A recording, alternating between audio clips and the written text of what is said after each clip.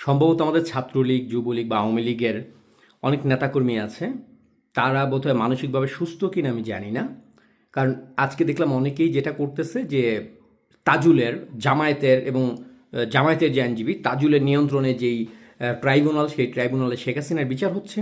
সেই বিচারে আবার তাজুলেরা জামায়াতের পক্ষ থেকে একজন আইনজীবী নিয়োগ দিয়েছে, যার দায়িত্ব শেখ হাসিনার পক্ষে কথা বলা।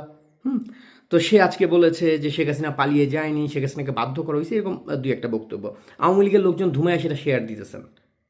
ভাই, আপনাদের মগজ আছে না নাই? আপনাদেরকে কে বলে রাজনীতি নিয়ে কথা বলতে?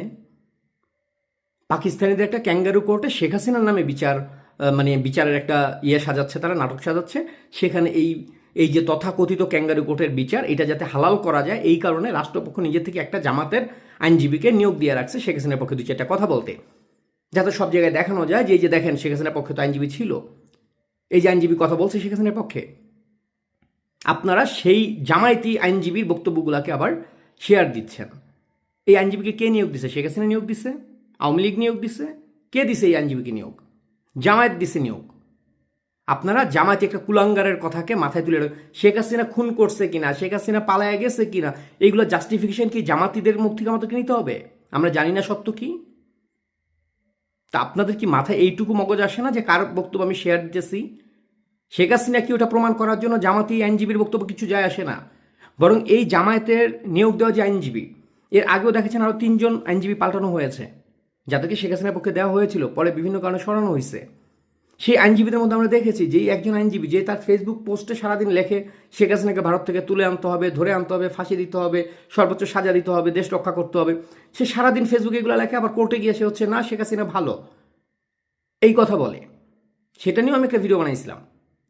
জামাতের নিয়োগ দেওয়া আইনজীবী যেগুলো প্রত্যেকে হচ্ছে শেখ হাসিনা ফাঁসি চায়, কিন্তু তারা আদালতে গিয়ে বিচারটাকে কোনোভাবে হালাল করার জন্য এই বয়ানগুলো দেয়, যাতে সারা পৃথিবীকে দেখানো যায় যে দেখেন শেখ হাসিনার পক্ষে আইনজীবী ছিল, সে কথা বলছে।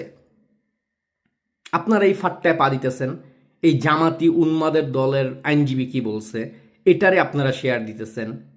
এই আইনজীবী শেখ হাসিনাকে বাঁচানোর জন্য নিয়োগ করা হয় নাই। এই আইনজীবীকে নিয়োগ করা হয়েছে এরকম আলতু ফালতু 2-4-5টা কথাবার্তা বইলা টইলা, মানে তার মতো করে সে জাস্ট একটা পক্ষে কেউ আছে এটা শো করবে। এবং আপনি যেই পক্ষের আইনজীবীর কথাই বলেন, সব আইনজীবীর ওখানে একটাই মাত্র লক্ষ্য, সেটা শেখ হাসিনার ফাঁসির রায় দেয়া। সেই পর্যন্ত নেয়া, শেখ হাসিনাকে ক্রিমিনাল প্রমাণ করা, এটা তাদের দায়িত্ব।